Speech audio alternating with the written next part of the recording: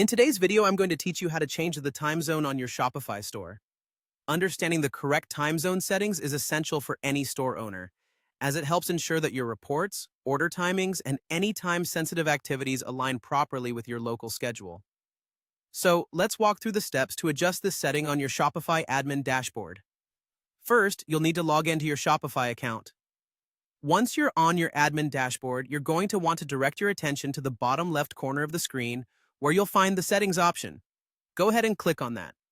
Now, once you're in the Settings menu, you'll notice a variety of options. For this task, you need to focus on the General tab. This section contains several essential settings related to your store's basic information. Within the General tab, scroll down until you find the section labeled Store Defaults. This area holds various key settings for your store, including the all-important time zone. Continue scrolling until you come across the field labeled Time Zone. This is where you'll be able to make the necessary changes. Click on this field and you'll see a drop-down menu appear, showcasing a comprehensive list of time zones. Now you'll need to find your specific time zone from this drop-down menu. Depending on where you are in the world, the options can be quite vast, so take your time to ensure you're selecting the correct one. This step is crucial, as setting the wrong time zone can lead to incorrect timestamps on customer orders and affect daily sales reports.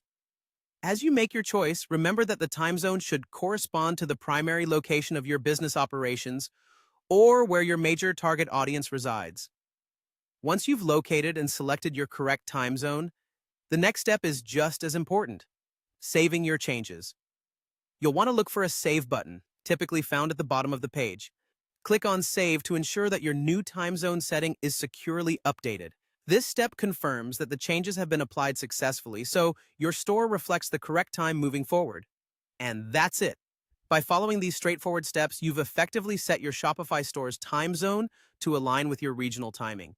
This adjustment will help streamline operations and ensure that your store's timings make sense both for you and your customers.